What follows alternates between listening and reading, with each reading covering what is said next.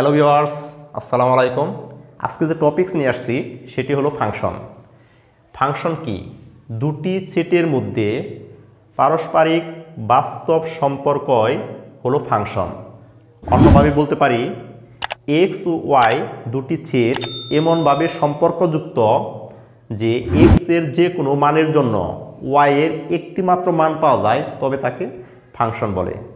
এখন আসি যে এখানে আমি বাস্তব শব্দটা উল্লেখ করেছি, যে বাস্তব সম্পর্ক।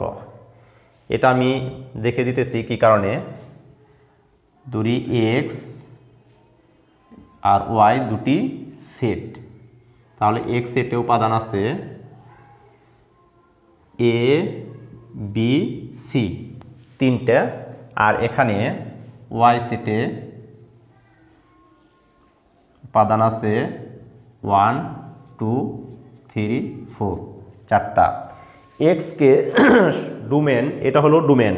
এক্সকে সাধারণত ডোমেন বলা হয়, বা ডোমেনকে সাধারণত এক্স দ্বারা প্রকাশ করা হয়। আর এখানে যে উপাদানগুলো আছে এটাকে রেঞ্জ বা বিভিন্ন পরিপ্রেক্ষিতে বা শর্ত সাপেক্ষে কোডোমেন বলা হয়। এটা আপাতত কোডোমেন অবস্থায় আছে।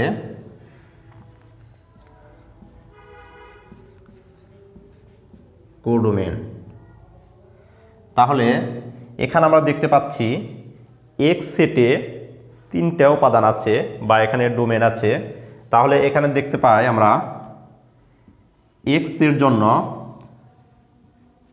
ওয়াই একটা মান, তার বি থেকে 2 আর সি এখানে 3, এটা হলো ডোমেন রেঞ্জ।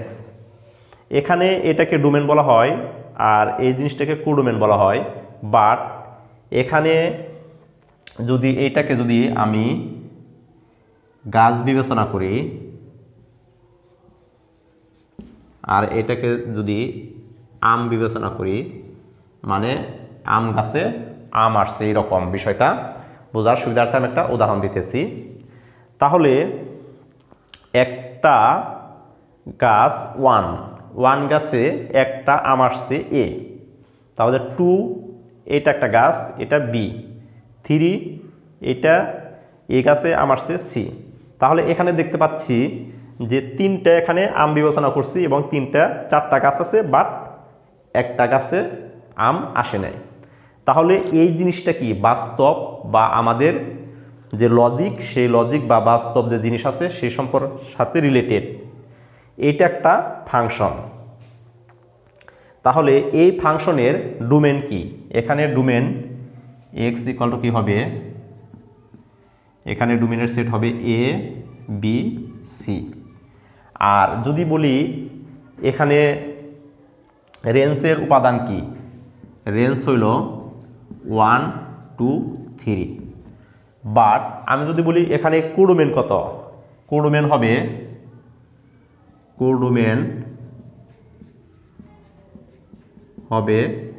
1 2 3 4 প্রত্যেকটা উপাদান। এখন আরেকটা বিষয় আমি এখানে বলি যে এখানে 1 2 3 4 এইটাকে আমি গাছ বিবেচনা রেখে এই গাছে আম আসে নাই।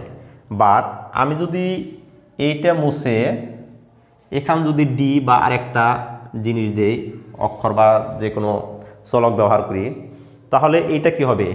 এইটা তখন ফাংশন নয়। কারণ এখানে এক্স এর যে উপাদানগুলো আছে ডি, মনে করো এটা আম, তাহলে সামান্য বা স্বাভাবিক যে লজিক, সেখানে এই আমটা কই থেকে আসলো? কারণ অবশ্যই আম গাছে আম আসে, বা এটা বাস্তব জিনিসটা। কিন্তু এক জায়গায় একটা আম আছে, বাট এটার কোনো উৎপত্তিস্থল বা কোথাও নাই, এটা অসম্ভব। গাছ থেকেই আম আসবে, এটার সাথে কোনো গাছের রিলেটেড, যেহেতু আমি এটাকে গাছ ব্যবস্থা করছি, কোনো গাছের সাথে রিলেশন দেখানো হয়নি, এই কারণে এটা ফাংশন হবে না। আর এখানে হলো 1 2 3 4 এটা ছিল কোডোমেন, আর এটা হলো রেঞ্জ।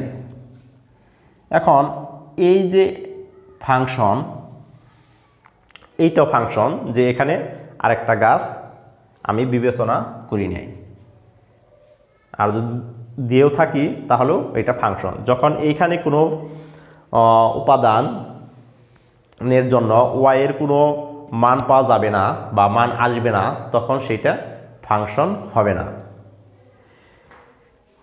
আর এক্স এর জন্য বা এক্স এর উপাদানের জন্য ওয়াই এর যে মান বা উপাদান পাওয়া যায় সেটা হলো রেঞ্জ, এবং এক্স এর যে মান ওইটা হলো ডোমেন। আর ওয়াই এর যে সেট এর যে টোটাল উপাদান বা সবগুলো উপাদানকে একত্রে কোডোমেন বলা হয়। এখন যেমন এখানে 1 2 3 4 প্রত্যেকগুলোকে একত্রে কোডোমেন বলা হয়। আরেকটা বিষয় হলো যে এক্স এর যে উপাদান এ প্রত্যেকটার জন্য ওয়াই এর সেটে যে ভিন্ন ভিন্ন উপাদান পাওয়া যায় তাহলে তাকে একক ফাংশন বলে। যেমন এটা একটা একক ফাংশন। এটা কি একক ফাংশন? একক ফাংশন। আর যে সময় আমি এই ফুডটা মুছে দিব তখন একে কি বলবে? সার্বিক ফাংশন বলা হবে।